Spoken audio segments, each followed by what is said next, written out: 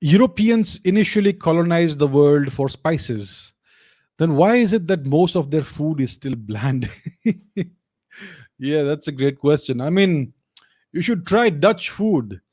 I mean, if any Dutch person is listening to me, I'm sorry. I mean, very nice people, but try their food. It's terrible. I mean, it looks great. The moment you taste it, it's all sour. Everything is sour. I don't know why it is that way. So yes, you're right. European food is extremely bland. I mean, take a look at the food that you find in the British Isles. My goodness.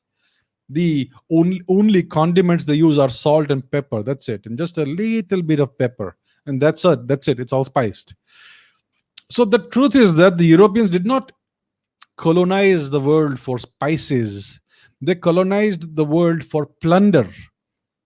Initially, what happened was that when the Ottomans cut off India's access to Europe and vice versa, they also cut off Europe's access to India. So when they conquered the present day region of Turkey, which is mostly Anatolia, and the western part is Thrace, ancient Thrace. So that essentially cut off the land route between India and the western part of Eurasia, which is now called Europe. And therefore, the ancient trade in spices that had been going on for many centuries since the Roman times, that abruptly came to an end, right, with the fall um, of the Byzantine Empire. And that's why they started. I mean, they craved these spices. I think Roman food was better tasting than present day European food in many places. The Romans did use lots of Indian spices, so I think that was that.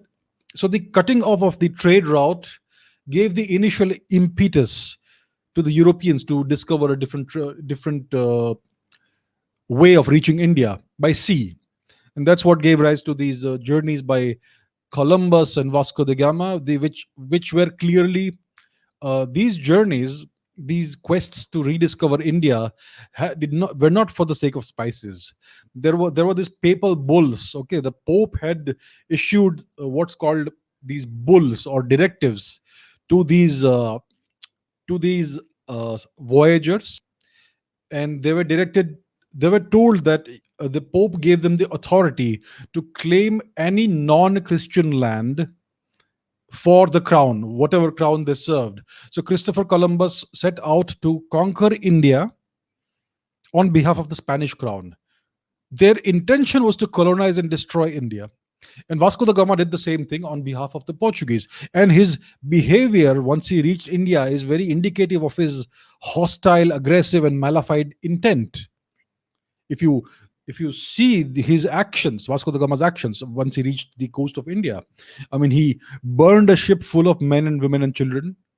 Yeah, he stole all the valuables and then burned the ship, burned these people alive. He used cannons against Indian cities, cannons on his ships, etc. So these were from the very beginning uh, expeditions that had a very malefied intent. The intent was to conquer and colonize. So the colonization was not for the sake of spices. The spices was just the initial impetus.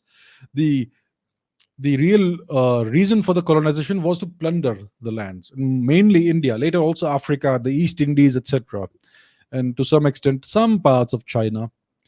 So that is what happened. So the food, I mean, your food habits don't really change. So that's why the food is still bland. European food, we know it's quite bland. Try German food, try Dutch food, try British food.